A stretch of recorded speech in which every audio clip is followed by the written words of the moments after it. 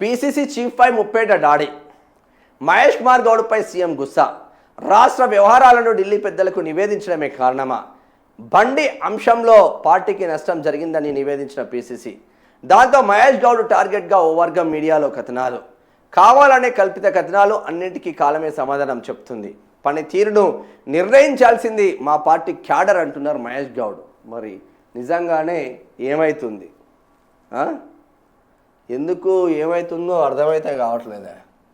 చూద్దాం. ఇది ఏమిచ్చిండ్రు. ఈయన కల్పిత పాత్రలే రాస్తాడు. ఈ నమస్తే తెలంగాణ ఇతను కూడా.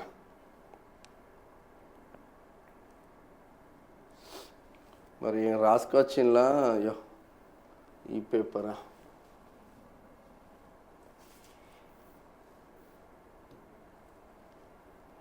ఇంత 8లో ఉందా? 8లో ఇదే. రాష్ట్ర కాంగ్రెస్లో అంతర్గత ఇదే నడుస్తుంది. మరి అది ఎంతవరకు నిజం, ఎంతవరకు అబద్ధం అయితే చూద్దాము. రాష్ట్ర కాంగ్రెస్లో అంతర్గత గొడవలు ముదిరి పాకన పడుతున్నాయి. ఇప్పటికే మంత్రివర్గ విస్తరణ పేరుతో సీనియర్ కాంగ్రెస్ నేతలను పక్కకు పెట్టే ప్రయత్నం జరుగుతుందన్న ప్రచారం పార్టీలో ప్రభుత్వంపై తీవ్ర చర్చ కొనసాగుతుంది. ఇప్పుడు తాజాగా సాక్షాత్తు పీసీసీ అధ్యక్షుడిపై కొన్ని వలస కాంగ్రెస్ అనుకూల మీడియా సంస్థలు వ్యతిరేక ప్రచారం చేస్తుండడం గమనార్హం. దీనిపై కాంగ్రెస్ పార్టీలో తీవ్ర చర్చ జరుగుతున్నది. మహేష్ కుమార్ గౌడ్పై గతంలో ఎన్నడూ లేని విధంగా కాంగ్రెస్ పార్టీకి, ముఖ్యంగా సీఎం రేవంత్ రెడ్డికి సత్సంబంధాలు ఉన్న ఒక న్యూస్ ఛానల్తో అంటే బిగ్ టీవీ వరుసగా వ్యతిరేక కథనాలు రావడం వెనుక పెద్ద కథే నడుస్తుందని కాంగ్రెస్ నేతలు చెప్పుకుంటున్నారు. రాష్ట్రంలో పార్టీకి కండ్లు చెవులుగా ఉండే పీసీసీ అధ్యక్షుడిని టార్గెట్ చేస్తే ఇక రాష్ట్రం నుంచి పార్టీ అధిష్టానానికి తమకు వ్యతిరేకంగా నివేదికలు ఇచ్చేవారు ఎవరు ఉండరని పార్టీలోని ఒక వర్గం భావిస్తున్నది. అవకాశం దొరికినప్పుడల్లా తమ అనుకూల మీడియా, సోషల్ మీడియాలో పీసీసీ అధ్యక్షుడికి వ్యతిరేకంగా వార్తలను వడ్డీ వారిస్తున్నారు. అంతేకాకుండా పార్టీ ప్రభుత్వంలో పీసీసీ నుంచి వచ్చే రికమెండేషన్లను పట్టించుకోవద్దని కూడా ప్రభుత్వ పెద్దలు ఆదేశాలు జారీ చేసినట్టు చెబుతున్నారు. ఎందుకైనా తెలంగాణ రాష్ట్రానికి అధ్యక్షుడు అయినది కూడా మీరు పనిచేయకపోతే పీకడానికి. ఇంకా ఇద్దరి మధ్య కోల్డ్ వార్. పీసీసీ అధ్యక్షుడి ప్రభుత్వంలోని ముఖ్య నేతలకు మధ్య పొసగడం లేదనే చర్చ కాంగ్రెస్ పార్టీలో జరుగుతుంది. ఇద్దరు బయటకి బాగానే ఉన్నట్లు కనిపించినా ఇటీవల కొన్ని విషయాల్లో ఇద్దరికి పొరపక్షాలు వచ్చాయని కాంగ్రెస్ వర్గాలు కూడా కూస్తున్నాయి. ఇటీవల పార్టీ అధిష్టానం రాష్ట్రంలో నెలకొన్న తాజా పరిణామాలపై పీసీసీ అధ్యక్షుడి ద్వారా నివేదిక కోరినట్లు తెలిసింది. దీంతో పార్టీ స్థితిగతుల గురించి ఆయన తన నివేదికలో వివరించినట్లు సమాచారం. ఆ నివేదిక ప్రభుత్వానికి వ్యతిరేకంగా ఉన్నదని, పలు వివాదాస్పద విధానాలపై ఆయన కులంకుశంగానే వివరించినట్లు ప్రచారం జరుగుతున్నది. బండి భగీరథ్ పై నమోదైన పోక్సో కేసు వ్యవహారంలో రాష్ట్ర ప్రభుత్వం వివరించిన తీరుపై కూడా ఆయన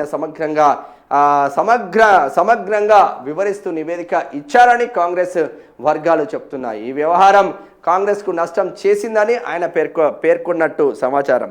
రాష్ట్ర ప్రభుత్వం పోలీసులు సకాలంలో స్పందించకపోవడం, భగీరథ్ను పట్టుకునేందుకు వారం రోజుల పాటు ఆలస్యం చేయడం వల్ల బీజేపీ మంత్రికి సహకరించినట్టుగా ప్రజల్లో జరుగుతున్న చర్చను కూడా అధిష్టానం దృష్టికి తీసుకెళ్లినట్లు తెలుస్తుంది. సరే, మీడియా కథనాల వెనుక ఎవరున్నారు?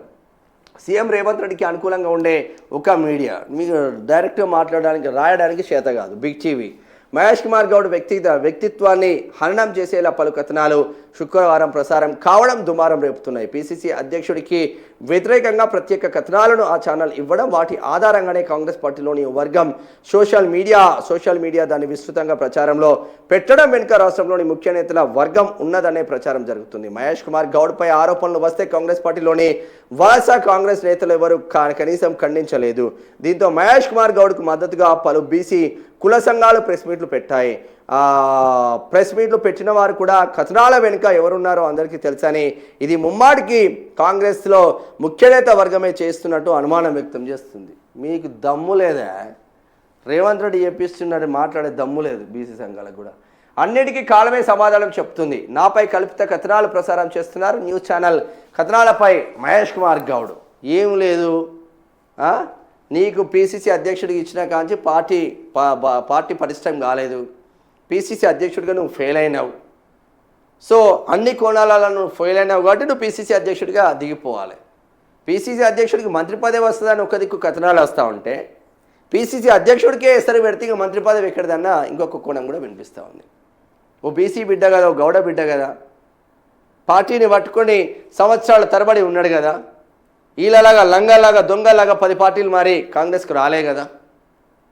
మరి నికార్స్గా కాంగ్రెస్లో ఉన్నోని పైన ఇట్లనే జరుగుతాయి.